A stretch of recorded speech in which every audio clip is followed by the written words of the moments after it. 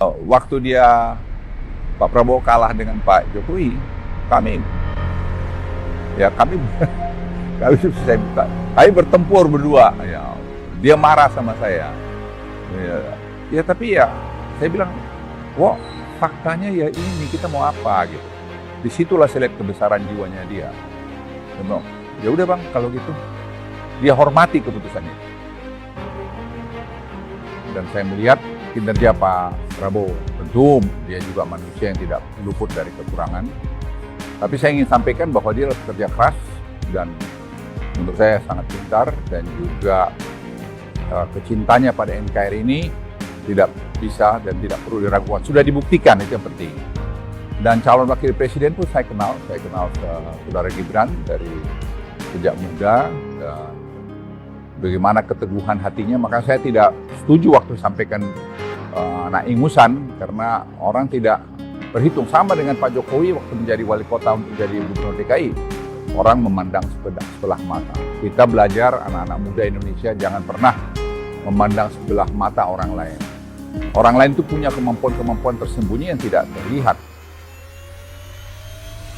Secara resmi dan terbuka, Menteri Koordinator Bidang Kemaritiman dan Investasi Menko Marves Luhut Binsar Panjaitan mendukung pasangan calon Presiden Prabowo Subianto dan calon Wakil Presiden Gibran Rakabuming Raka dalam kontestasi pemilihan umum serentak 14 Februari 2024 mendatang.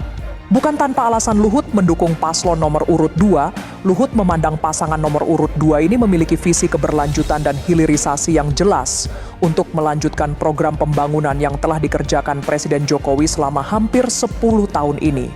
Menurut Luhut, Prabowo adalah figur pemimpin yang diperlukan Indonesia saat ini. Prabowo adalah orang yang konsisten, pemberani, dan rasional dalam berpikir. Alasan itu diungkapkan karena Prabowo yang dikenalnya sejak 40 tahun lalu ketika sama-sama tergabung dalam Korps Baret Merah.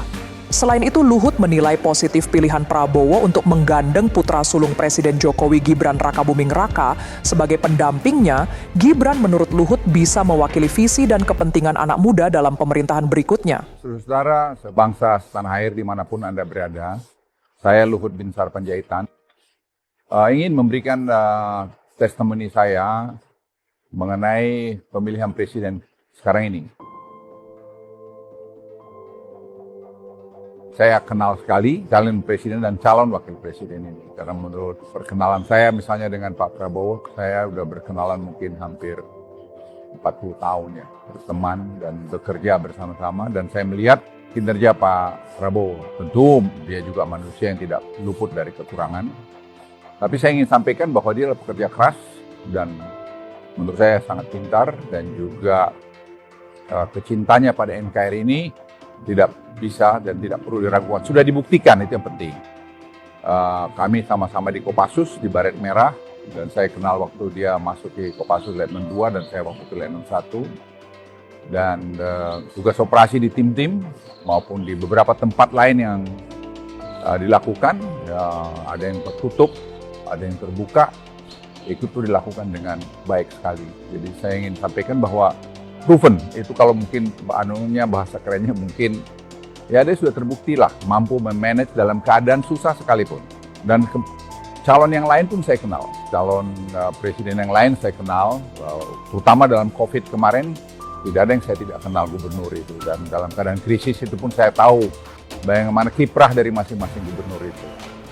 Dan calon wakil presiden pun saya kenal saudara Gibran dari sejak muda, dan bagaimana keteguhan hatinya. Maka saya tidak setuju waktu sampaikan anak ingusan, karena orang tidak berhitung. Sama dengan Pak Jokowi waktu menjadi wali kota untuk jadi gubernur DKI, orang memandang sebelah mata. Kita belajar, anak-anak muda Indonesia, jangan pernah memandang sebelah mata orang lain.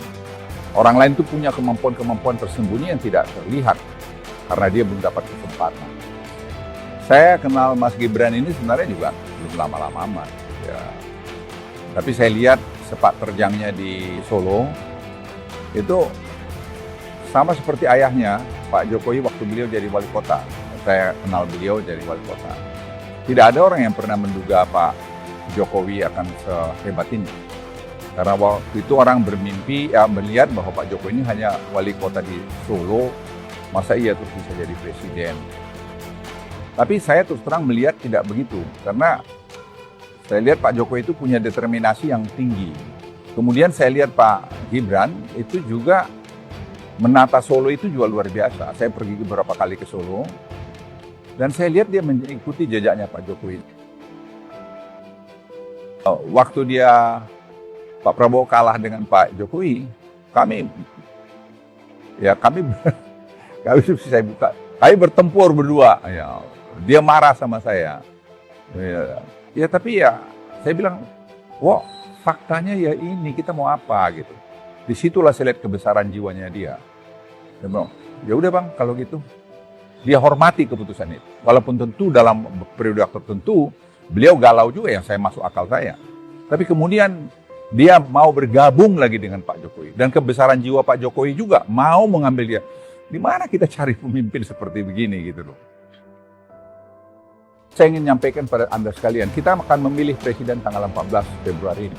Dan satu momen yang penting buat kita menurut saya, kita tidak boleh salah pemimpin. Apa yang sudah dicapai Pak Jokowi sekarang, saya ingin katakan diakui oleh dunia. Ya, saya kemarin waktu di Singapura, banyak yang menjenguk saya, baik itu dari utusan khusus Presiden Biden, John Kerry, maupun dari pemerintah, menteri-menteri dari Singapura, dan banyak lagi yang lain datang melihat saya. Itu semua mengapresiasi terhadap ekonomi Indonesia, terhadap leadership Pak Jokowi yang mampu bernavigasi di tengah-tengah sulitnya ekonomi dunia saat ini. Kita masih inflasi di bawah 3%, ya, kita punya sekarang 44 bulan berturut-turut kita punya ekspor surplus. Itu belum pernah dalam sejarah Indonesia, dan kita melihat juga betapa sekarang current account dulu selalu defisit, sekarang sudah kita ya surplus, kadang-kadang ada sedikit negatif, tapi itu tidak menjadi isu lagi. Itu yang membuat rupiah kita di tengah-tengah terpan, naiknya the Fed misalnya tidak terlalu banyak terpengaruh. Cadangan devisa kita yang terbesar sepanjang masa 146 miliar %, dan tahun depan mungkin kita akan bisa dekat ke 200 miliar. Semua karena kebijakan-kebijakan ekonomi yang dibuat oleh Pak Jokowi dengan tim ekonominya yang menurut hemat saya itu juga tim ekonomi yang baik sekali. Ini kerjasama semua. Salah satu program yang menonjol itu adalah hilirisasi yang diakui dunia, dan di teman-teman negara berkembang di Afrika sekarang mencontoh kita. Dan mereka tuh bingung kenapa Presiden Joko Widodo berani melakukan menyetop ekspor daripada raw materialnya ke negara-negara maju. Saya jelaskan, kita masalah survival. Kita harus menikmati, rakyat Indonesia harus menikmati nilai tambah itu. Dan ini keberanian Pak Jokowi melakukan itu. Dan kalau kita lihat juga infrastruktur, banyak yang mengkritik mengenai kereta api cepat Jakarta-Bandung tidak jalan sekarang, semua orang menikmati. Tentu masih ada kurang di sana-sini, tidak mungkin itu seperti balik tangan sendiri. Dan kemudian saya bilang hilirisasi seaweed, rumput laut. Tidak ada mungkin, atau sedikit sekali bangsa ini yang tahu bahwa sekarang terjadi satu perubahan yang luar biasa. Ini program tidak jangka pendek, jangka menengah, panjang. Nah, ini diskusi semacam ini kan perlu keberlanjutan.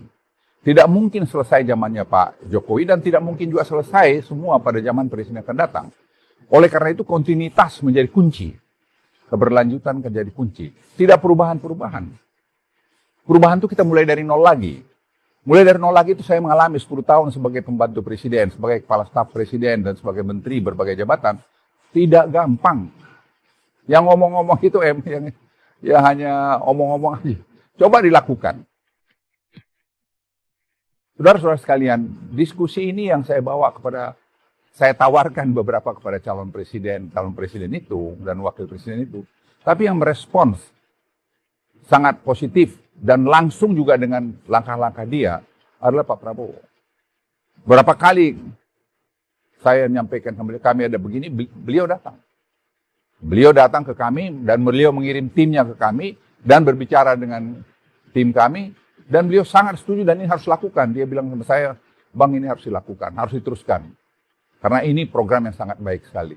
Ini saya pikir perlu presiden yang paham dengan ini dan mau melakukan ini. Jangan pula nanti robah ganti yang lain, mengganti lagi. Kita riset sampai 4 tahun mengenai siwit ini. Atau lebih malah mungkin. Dan sekarang kalau mau dibongkar lagi, kapan kita mau maju? Ingat, bonus demografi kita itu hanya berjalan sampai 2030. Setiap tahun kita lengah, setiap tahun kita kehilangan momentum. Sehingga kita tidak bisa keluar nanti dari middle income trap, dan kita tidak bisa nanti jadi negara high income country, dan tidak bisa juga nanti kita $10.000 per kapita trajectory yang kami lihat untuk sampai 2030. Jadi ini dari saya sampaikan. Jadi saya sampaikan simpulan saya, saudara-saudara sekalian sebangsa tanah air. Kita pilih orang yang tepat menjadi Presiden Republik Indonesia. Tanggal 14 yang tepat. Saya pribadi memilih Pak Prabowo, alasan yang sangat sederhana, berkelanjutan. Dan dia punya spirit NKRI yang bagus, dan dia membuktikan keberhasilan dia yang lalu. Itu tidak dapat diungkiri. Itu dari saya, pesan dari saya sekali lagi Luhut Binsar Panjaitan, pilih Prabowo, karena menurut saya dia pilihan terbaik untuk presiden pada saat ini. Dan itu akan membawa kemajuan ke Indonesia, dan membawa keberlanjutan Indonesia. Dan terakhir, setelah tanggal 14, kita sudah coblos, kita damai lagi, guyup lagi. Jangan lagi datang dengan kata-kata yang tidak bagus. Kita harus berdamai. Karena nanti 5 tahun lagi ada pesta demokrasi. Mari kita berpesta demokrasi dengan baik, dengan santun, supaya Indonesia ini menjadi bagus. Tidak ada yang menang adalah NKRI.